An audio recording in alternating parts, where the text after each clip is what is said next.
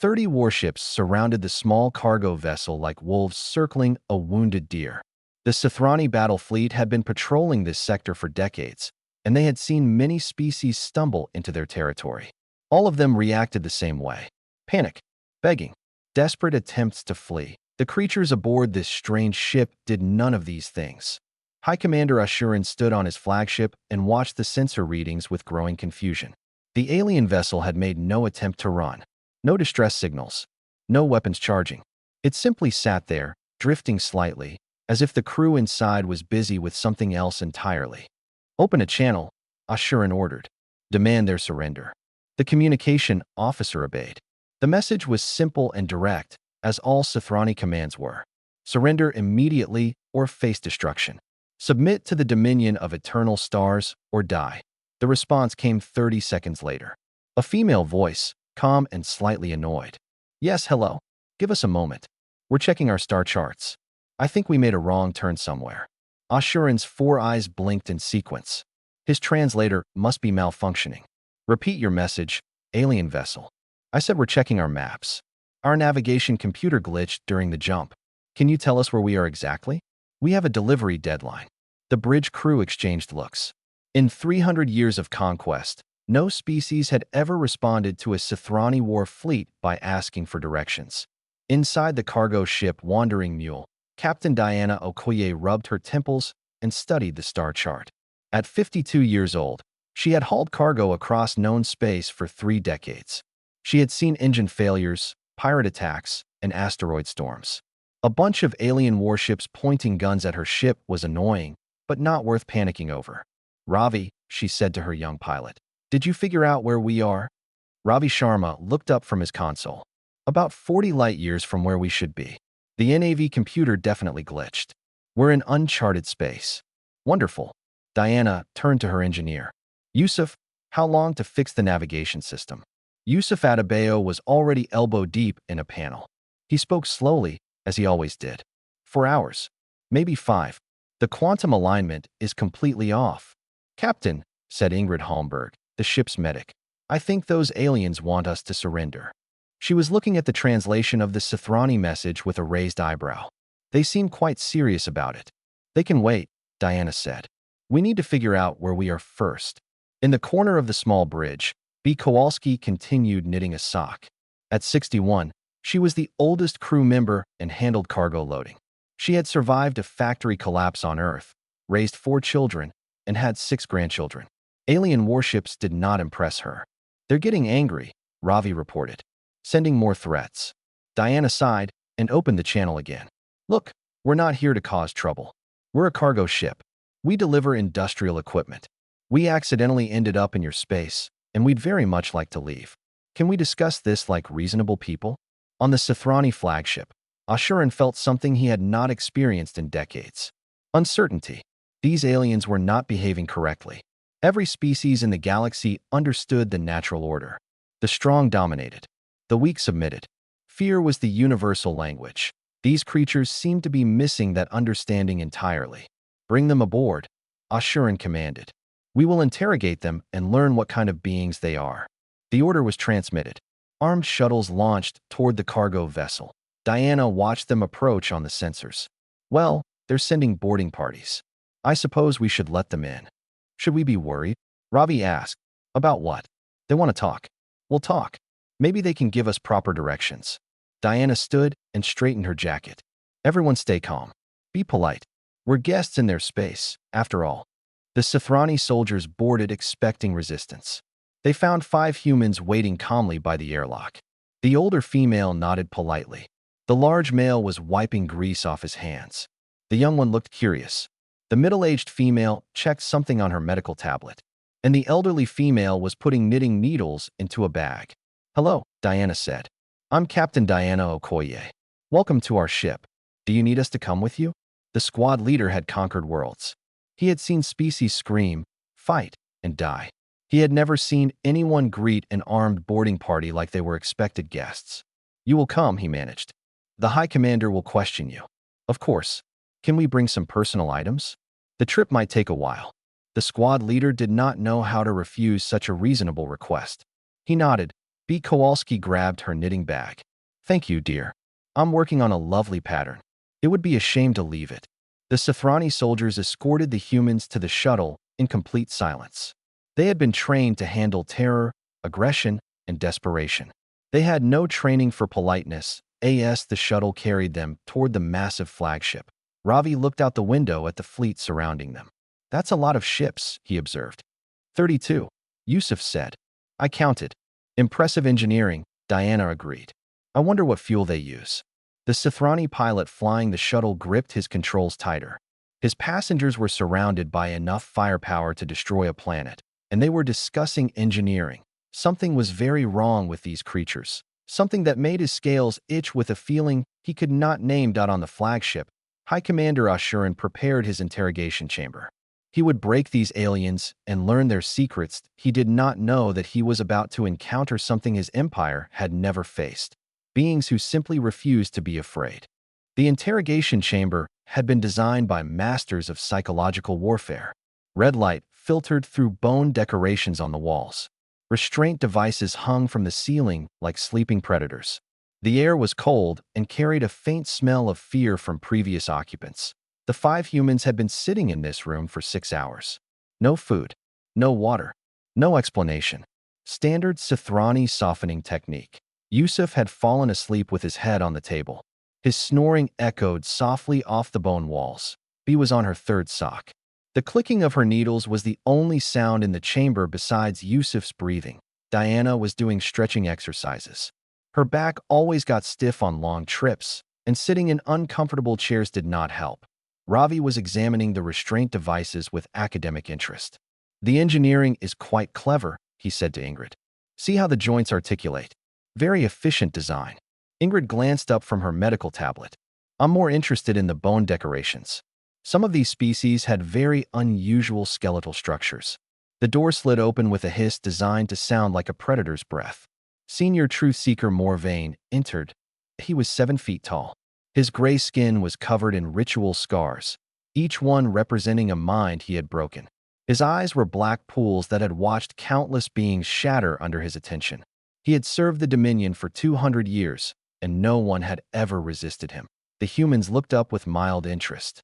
I am Senior Truth Seeker Morvain, he announced, letting his voice fill the chamber. You will answer my questions. Resistance is meaningless. Deception is impossible. Pain is inevitable. Diana nodded politely. Nice to meet you. I'm Diana. Would it be possible to get some coffee? Or tea? We're not picky. It's been a long day. Morvain's prepared speech died in his throat.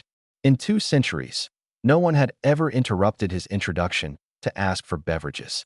You do not understand your situation, he said, recovering. You are prisoners of the Dominion.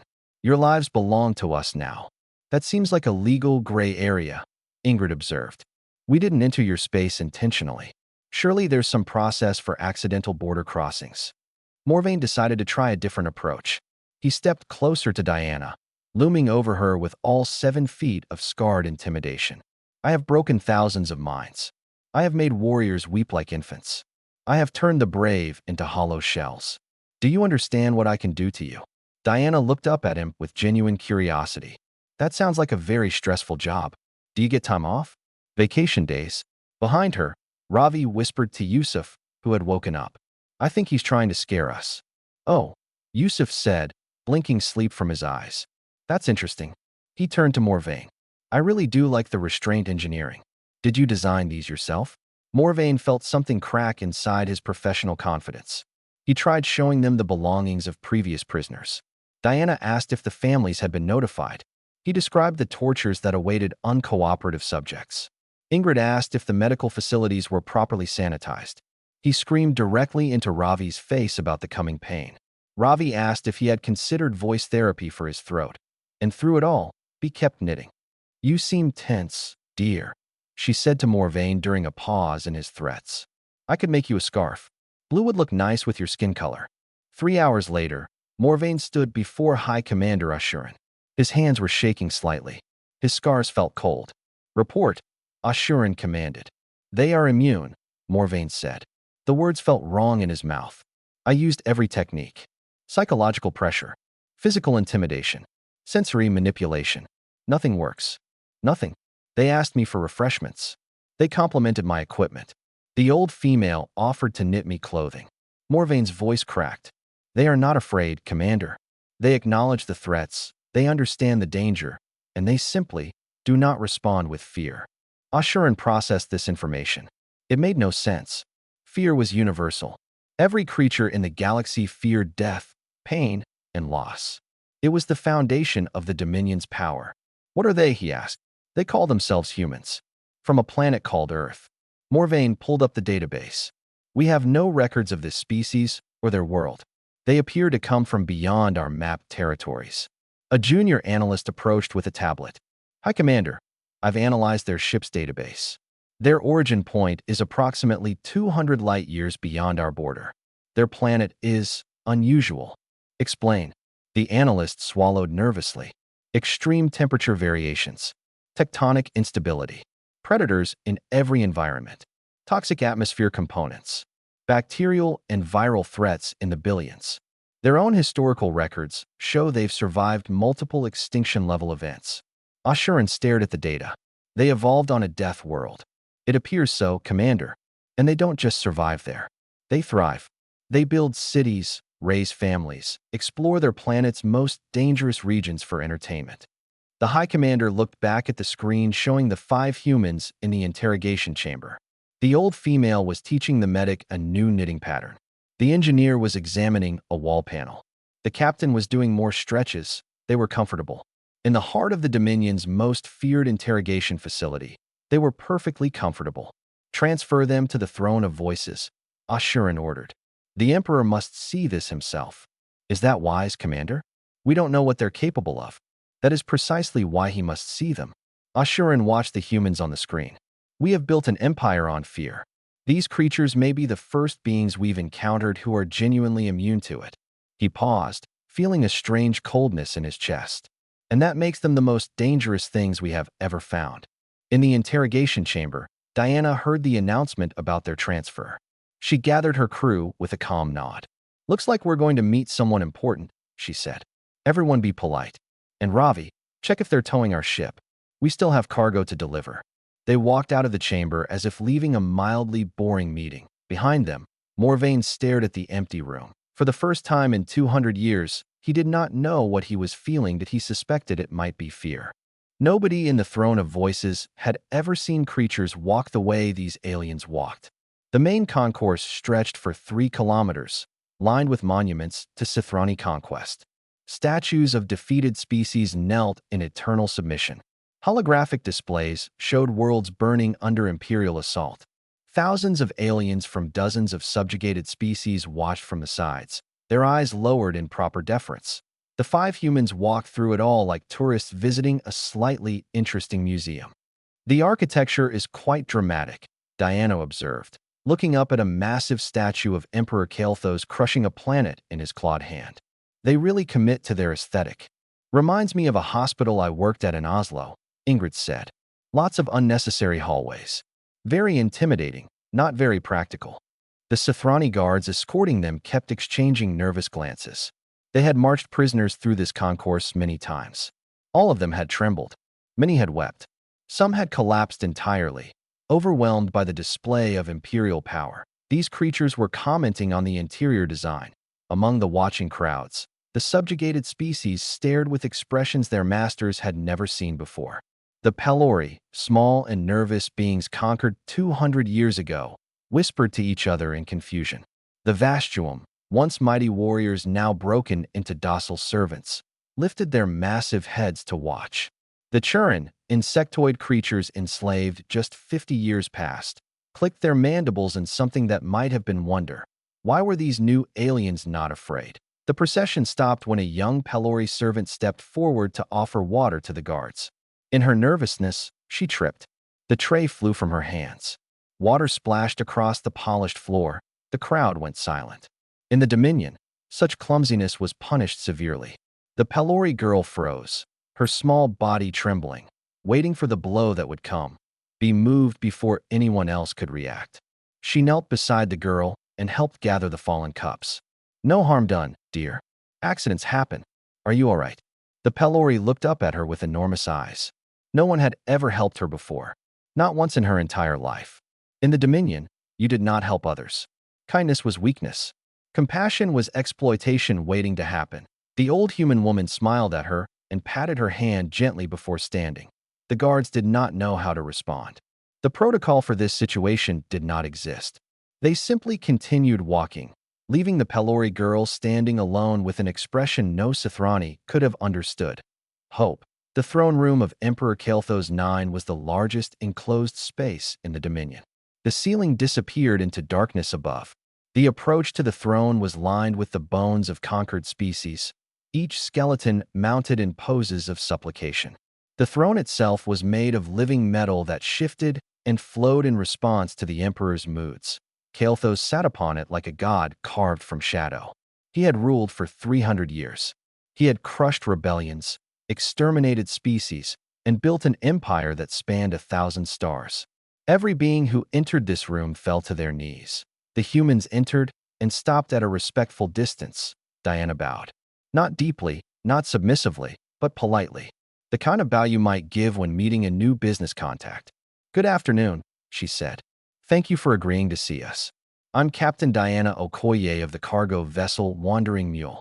The Emperor's eyes, ancient and cold, studied her. In 3 centuries, no being had ever greeted him so casually. "You stand in the heart of the greatest power in the galaxy," Kael'thas said, his voice designed to shake bones and shatter wills. "You are surrounded by forces that could end your existence in seconds, and you bow as if meeting an equal. With respect, Your Majesty, I bow as one sentient being meeting another. Where I come from, that's considered polite." Diana's voice remained calm and friendly. "We didn't mean to enter your space. Navigation error. We'd just like directions home and maybe some fuel, if it's not too much trouble." Behind Diana, Ravi was quietly examining the throne room's architecture. Yusuf was studying the lighting systems. Ingrid was observing the Emperor's physical condition with professional interest. And Bee had pulled out her knitting. "You have no fear," Kael'thas said. It was not a question. "I have fear," Diana replied honestly. "Everyone does. But fear is just information. It tells you something might be dangerous. It doesn't tell you what to do about it. That's for your brain to figure out." The Emperor leaned forward. In all his years, he had never heard anyone speak about fear this way. "And what does your brain tell you to do now? Surrounded by my power, trapped in my domain."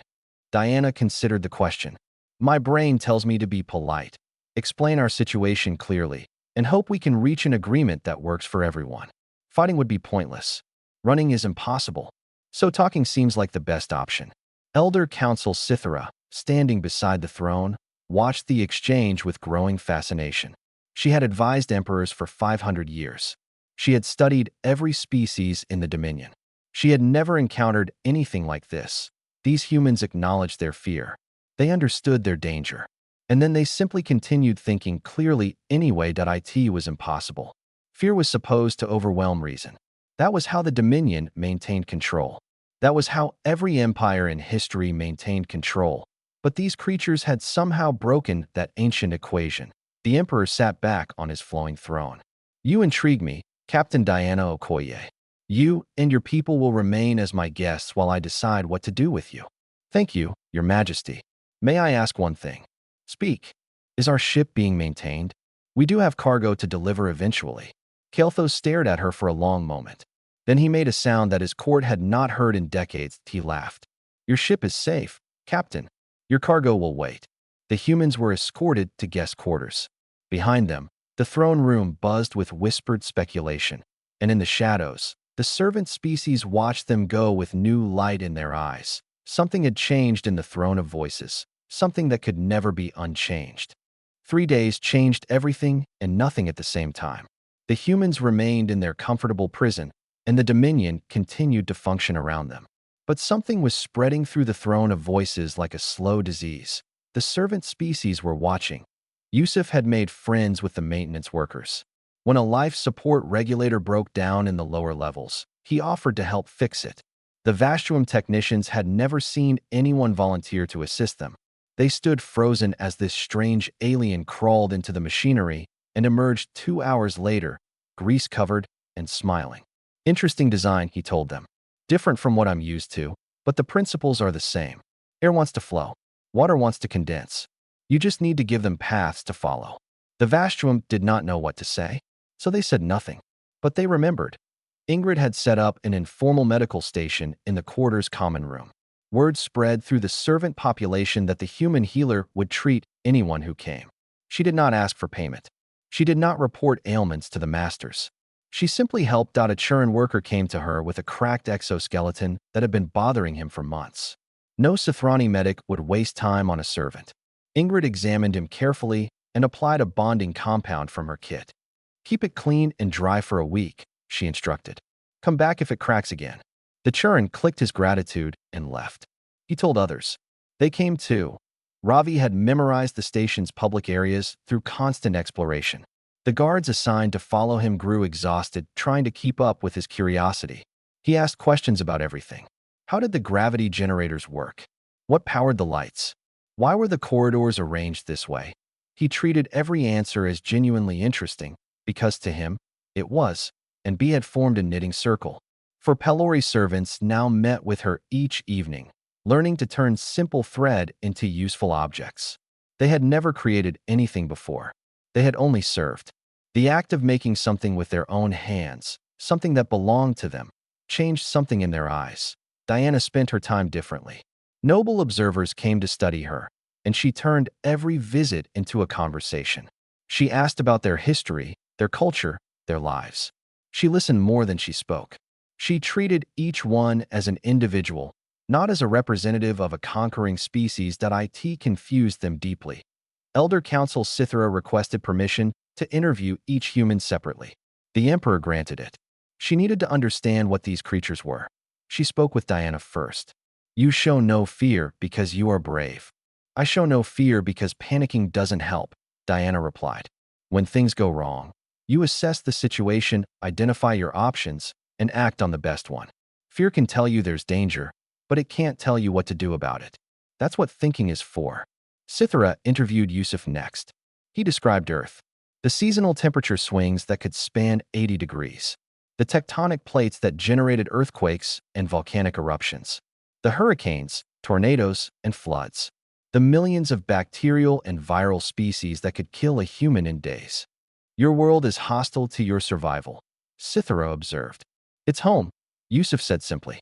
You adapt. You prepare. You help each other when things get bad. Ingrid told Sithra about human medical history. The plagues that killed millions. The wars that killed more. The famines, the disasters, the countless ways humans had found to suffer and die throughout their history. And yet you continue, Sithra said. What's the alternative? We rebuilt after every catastrophe. We learned. We got better at surviving. Ingrid shrugged. Humans are stubborn. Ravi spoke about exploration. The ancient sailors who crossed unknown oceans in wooden ships. The climbers who conquered the highest peaks. The astronauts who went to the moon in vessels with less computing power than a modern coffee maker. You risked death for discovery. We risked death because we wanted to know what was out there. Fear is just the price of admission. He showed Sithra pictures of her grandchildren. She mentioned the factory collapse that had taken her leg 30 years ago. She described the rehabilitation, the adaptation, the new prosthetic that let her walk again. You lost part of your body and you continued living. Of course, dear. What else would I do? My grandchildren needed someone to spoil them. Sithra compiled her report. Her hands trembled as she wrote. These creatures were not fearless. They experienced terror like any species. But they had evolved on a world so dangerous, so constantly threatening, that fear had been forced into its proper place. It was a warning system, not a control mechanism. Their brains had learned to acknowledge danger and keep thinking anyway. The Dominion was built on the assumption that fear would always overwhelm reason. Every species they conquered had confirmed this assumption. Humans had broken it entirely. When the servants heard fragments of this report, whispered from ear to ear through the station's lower levels, they began to understand something revolutionary. Fear was not a cage. It was only a cage if you believed it was. Sithra presented her findings to Emperor Kael'thos. He listened in silence. When she finished, he stared at the wall for a long time. They must die, he finally said. Immediately, Your Majesty. If this spreads, if other species learn that fear can be controlled, our entire empire collapses. Everything we built depends on obedience through terror. These humans are an existential threat to our way of life. Sither about. I will give the order. The Emperor's elite guard assembled within the hour. Their mission was simple: no survivors. But the servants had been listening. And one young Pelori, a girl who remembered an old woman's kindness with a dropped tray, ran ahead to warn the only beings who had ever treated her like she mattered. The humans were about to discover that their calm had consequences, and the Dominion was about to learn what humans did when they had no choice but to act. The Pelori girl arrived breathless and shaking. Her name was Kira, and she had never done anything brave in her entire life. Her people did not do brave things. They survived by being small and quiet and invisible, but she could not let the kind woman die. "They're coming," she gasped. "The Emperor's guard. They mean to kill you all." Diana absorbed this information with the same calm she brought to everything. She nodded once, then looked at her crew. "Well, I suppose we should do something about this." No panic, no despair, just acknowledgement of a problem that needed solving. Yusuf spoke first. "I know the power systems. Spent 3 days helping maintenance. The whole station runs through Junction 7 Alpha in the engineering section. I've mapped every public area," Ravi added. "I know the fastest routes between any 2 points. The medical bay in Section 4 has emergency broadcast capability," Ingrid contributed. "I treated a technician who mentioned it. And I know the servants," he said quietly.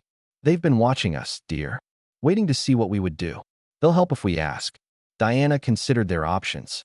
Fighting was suicide. The 5 of them against an Imperial Guard squad would last seconds. Running was pointless. The station was surrounded by the Sithrani fleet. Hiding would only delay the inevitable, but there was another option, one that only humans would consider. "We walk," Diana decided, "directly to the throne room. We don't fight. We don't run. We simply walk there and make the Emperor face us in front of everyone." The crew understood immediately. Fear was the Dominion's weapon. Refusing to show fear was the only counter that mattered. They stepped out of their quarters and began walking. Word spread through the servant networks instantly. "The humans are moving. They know the guards are coming. They're walking toward the throne room anyway," the Pelori whispered to each other. The Vastrum lifted their heads. The Churin clicked in patterns that had not been used in 50 years. Patterns of resistance. Patterns of hope. The elite guard intercepted the humans at the central junction. 20 soldiers in full combat armor, weapons raised. "Halt," the squad leader commanded. "By order of Emperor Kael'thas, you are sentenced to death." Diana kept walking. "We're going to see the Emperor. Step aside, please." I said halt. "I heard you." She did not slow down. "But we have business with your Emperor, and shooting unarmed prisoners in a public corridor would cause quite a scene, wouldn't it?" The squad leader realized she was right. Hundreds of servants were watching from the shadows. Killing the humans here would be witnessed. It would become a story. Stories were dangerous things in an empire built on controlled fear. "Escort them to the throne room," he ordered through clenched teeth. "We'll do this properly." They continued walking. At every junction, more servants appeared. They did not interfere. They did not speak. They simply followed, drawn by something they could not name. By the time the procession reached the throne room, thousands of beings walked behind the 5 humans. Pelori, Vastuum, Churin, others whose species had been crushed so long ago that no one remembered their names. They filed into the massive chamber and stood in silent witness. Emperor Kael'thas watched from his flowing throne. His eyes burned with fury. "What is the meaning of this?" he demanded. Diana stopped at the same respectful distance as before. "You ordered our deaths. We decided to come discuss that with you. This is rebellion." "No, Your Majesty. This is a conversation. We're not fighting. We're not fleeing. We're talking." She gestured at the crowd behind her. "They're not fighting either. They're just watching." Is watching rebellion now? The Emperor's claws dug into his throne. "You dare, we dare nothing," Diana interrupted calmly. "We're leaving. Today. Anyone who wants to come with us is welcome. Give us ships, give us supplies, and we'll be gone from your space by tomorrow. You'll never see us again. And if I refuse..." Yusuf stepped forward. He spoke in the same slow, thoughtful tone he always used. "The station's main power runs through Junction 7 Alpha. I rerouted the emergency backup this morning during my maintenance work. If your guards fire on us, I shut down life support to every noble quarter on this station." He said it like he was describing a minor technical adjustment. The Emperor's eyes widened. "You would kill thousands. I would turn off the air for a few minutes. Your engineers would fix it quickly, but those minutes would be uncomfortable." Yusuf shrugged. "I'd rather not. I'm just telling you the options." Kelthos looked at his guards, at his nobles, at the thousands of servant species filling his throne room. He had ruled through fear for 3 centuries. He knew how fear worked, and for the first time, he saw fear in the eyes of his own people. Not fear of him. Fear of what might happen if they attacked these creatures who refused to be afraid. Diana spoke again. "Let us go. Let anyone who wants to leave go with us. We'll be out of your space in a day. This doesn't have to be complicated." The Emperor sat in silence for a long moment. He had conquered worlds. He had broken species. He had built the mightiest empire the galaxy had ever known. And 5 cargo haulers had just outmaneuvered him without firing a shot. "Take your ships," he finally said. "Take whoever wants to leave. And never return." Diana bowed politely. "Thank you, Your Majesty. We appreciate your hospitality." She turned and walked out of the throne room. Her crew followed. And behind them, thousands of servants made a choice they had never been allowed to make before. They followed the humans who had shown them that fear did not have to be a cage. The exodus from the throne of voices began that night. 17 ships filled with refugees who had chosen freedom over familiar terror. And Emperor Kelthos sat alone on his flowing throne, staring at the empty chamber. For the first time in 300 years, he understood what it felt like to be afraid. The stars looked different from this side of Dominion space. Brighter somehow. Or maybe that was just how freedom changed your eyes. The wandering mule led the convoy of 17 ships through the void. Behind it, 12,000 beings who had never known freedom were learning what the word meant. It was a difficult education. Many of them had been slaves for generations. They did not know how to make decisions for themselves. They did not know how to exist without commands. The humans were patient teachers. Aboard the mule, Bee sat in the common area with a group of young Pelori. She was teaching them to knit, but really, she was teaching them something much more important. She was teaching them that they could create things, that their hands could make beauty instead of just serving. "Like this," she said, guiding small fingers through the motions. "Loop, pull, slide. You've got it." A Pelori child held up a crooked square of fabric. It was uneven and full of mistakes. It was also the first thing he had ever made for himself. "I did this," he asked. "You did, dear. It's beautiful." In the engine room, Yusuf worked alongside Vastruum technicians who had spent their lives being told they were nothing but machines of labor. He treated them as colleagues. He asked their opinions. He listened when they spoke. "This converter design is clever," he told a gray-skinned engineer named Doric. "You came up with this?" Doric hesitated. Compliments were traps in the Dominion. Praise was always followed by punishment. "I did," he admitted carefully. "Many years ago. It's good work. You should be proud." Doric did not know what to say, so he said nothing. But something in his posture changed. Something that had been bent for decades began to straighten. Ingrid had converted part of one ship into a medical facility. She worked constantly, treating ailments that had been ignored for years because servant health did not matter to their masters. She trained Churin assistants in basic medical care. She showed them that healing was not just for the powerful. "You're good at this," she told a young Churin named Scrix. "Steady hands. Calm mind. You'd make a fine medic." Scrix had never been told he was good at anything. The words settled into him like seeds in fertile ground. Ravi spent his time documenting. He interviewed refugees about their histories, their cultures, their lost traditions. The Dominion had tried to erase their identities. Ravi helped them remember. "Tell me about your home world," he said to a Pelori elder. Before the Sithrani came, the elder's eyes went distant. No one had asked about that in 200 years. "We had gardens," she began slowly. "Gardens that grew in colors I cannot describe." And Diana coordinated everything. She managed the convoy's resources, settled disputes, and planned for the future. She did it all with the same calm efficiency she brought to cargo delivery. Because that was what needed doing. 2 weeks into the journey, a Vastruum approached her on the mule's small observation deck. "May I ask you something?" he said. His name was Gorath, and he had been a construction worker in the Dominion for 300 years. "Of course. Why did you help us? You could have left alone. Your ship, Your crew, just you. The Emperor would have let you go. Why did you take us? Diana considered the question seriously. It deserved a real answer. Because it was the right thing to do. Because you needed help and we could provide it. Because turning away from suffering when you can prevent it makes you smaller. She paused. Humans have done terrible things to each other throughout our history. We've learned the hard way that abandoning people leads to worse outcomes for everyone, including ourselves. Gorath processed this. You helped us because it was practical. I helped you because it was right. It also happens to be practical. But that's not why. The Vastrum nodded slowly. He was beginning to understand these strange creatures. 3 more weeks passed. The convoy reached human-explored space and made contact with Earth authorities. The story of the wandering mules spread quickly. Diplomats and scientists wanted to meet the refugees. News networks wanted interviews. Governments wanted to discuss the implications of first contact with the Dominion. Diana handled all of it with patient professionalism. She reported the navigation error that had started everything. She described the Dominion's culture and military capability.